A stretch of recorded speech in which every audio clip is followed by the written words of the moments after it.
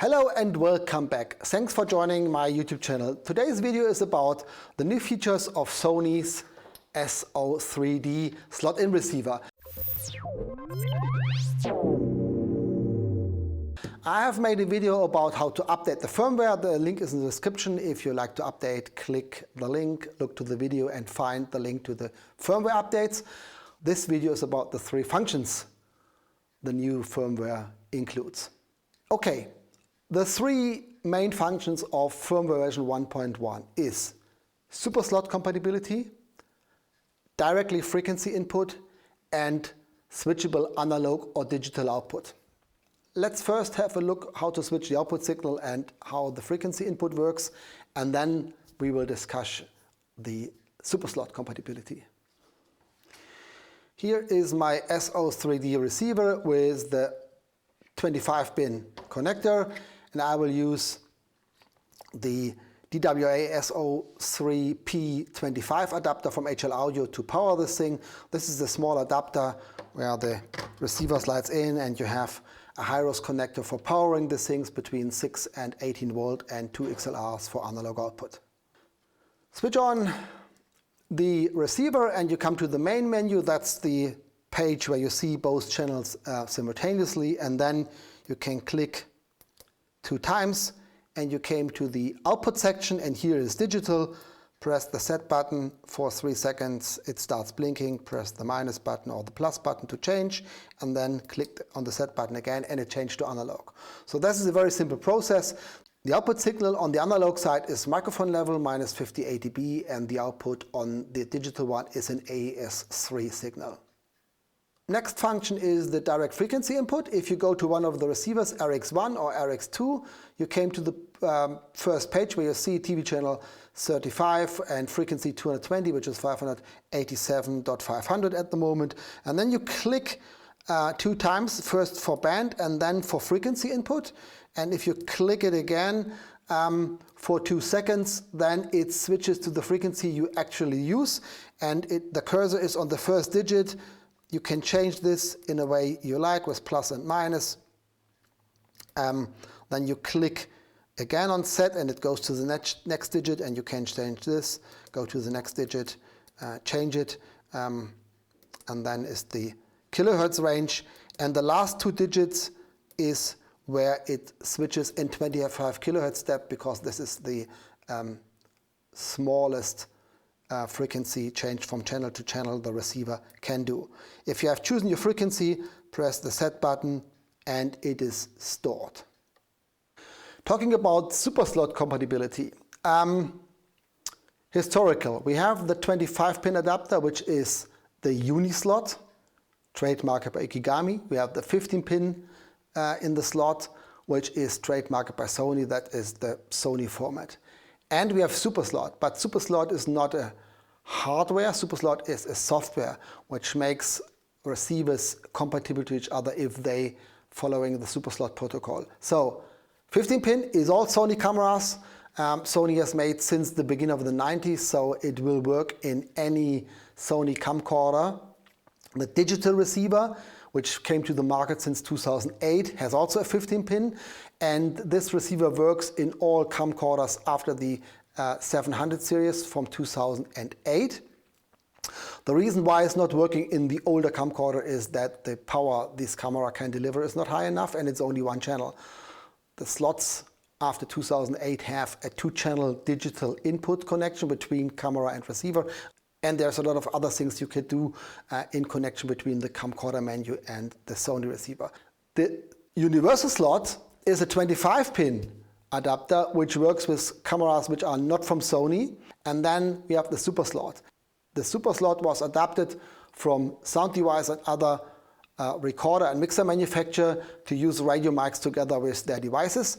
And sound device established the SuperSlot protocol to give users access from the software or from the screen of the sound device mixer, recorder, to the receivers, which means you can control the receiver without using the knobs on top of the receiver. With the firmware version 1.1, the Sony DWR-S03D is compatible with the SuperSlot protocol. So you can control from the sound device recorder, your receiver. But on top, you can control your transmitter because the receiver can control up to 2 transmitters by a system which is named cross remote. It's a 2.4 gigahertz connection between the transmitter and the receiver, which exchange data in a way you like. And the protocol Sony has made for this can handle the output power, the frequency, the input attenuation, the low cut, and some other stuff. And this you can control now from the sound device mixer. This is the point. It works also with Atton. So also Atton has adapted this protocol. You can control from several recorder, your receiver, and your transmitter. This is the point. This connection is not working in the same range than the UHF frequency for transmitting the audio. It gives you a range of, let's say, 10 meters around you. So a comfort zone where you can control your transmitter without touching your fingers, the artist, the costume, or whatever, wherever your transmitter is. In essence, if you stay, especially in times like now with COVID, 2 meters away from a protagonist, you can change the attenuation by pressing attenuation with your finger on the sound device screen. Change the level and it will automatically change to the receiver and from the receiver by cross remote in the transmitter.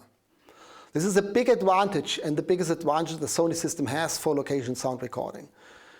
Changing parameters on the transmitter without touching the protagonist or the transmitter himself. So you don't have to take it out of the custom, put it in front of the infrared button and do some changes. There is no Bluetooth which you have to establish, connect. You don't need your mobile phone in your hand.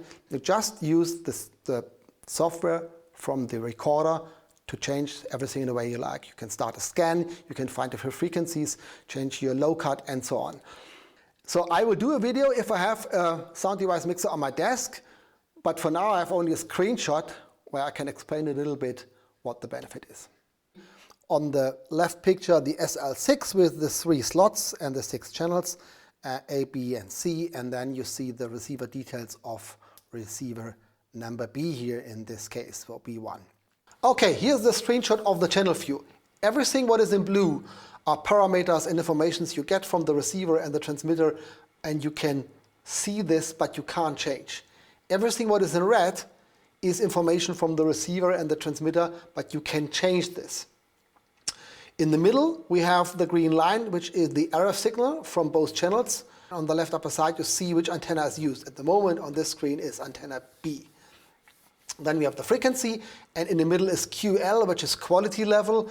This is the raw data coming out of the demodulation. And if there is some packages lost, if the error correction starts their work, then you will see here a drop in the line. And on the right side is the level of the cross remote. So it shows you on top the power of the transmitter, which is here 2 milliwatt, but the symbol under the 2 milliwatt shows you the strength of the 2.4 gigahertz cross remote signal. And then on the side is the battery, which shows you in green, yellow, orange, and red the status of the battery level. On the bottom you have 3 buttons: Start Clear Channel Scan. This is a channel scan which shows you everything which is freely available in the frequency range you have chosen, transmitter option and receiver option. Let's have a look on this. The left picture is the transmitter option. You can put the transmitter in active or sleep mode. You can unlock and lock the power set and power set button. You can change the input attenuation, of course. You can change the low cut, and you can change the output power of the transmitter. And then the last 2 points are sync for band, group, and channel, which you maybe find out by yourself, or you do a free channel scan and then you sync this to the transmitter. Right picture is the RX option, which is some standard things like which TV channel you like to use, if you want to switch on the display, if it's always on or it's getting off to save some energy and heat. And the brightness, you can change the codec mode here, and this is then synced over the sync button in the TX options.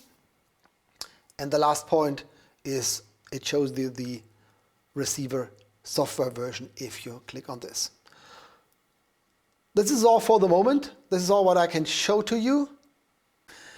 And here you have it, the 3 main functions of Sony's firmware for the DWR-S03D, the firmware 1.1.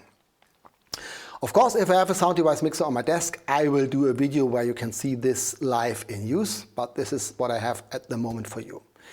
If you're a sound recording guy, if you're a location-based recording guy, if you're doing audio for film and other productions, then maybe you like to test the system. So give me a note, send me an email, call your local Sony dealer or your Sony account manager if you know him, and give him the idea that you maybe like to test this system with your sound device mixer or your Attenuation mixer, and then we hopefully can arrange something for you.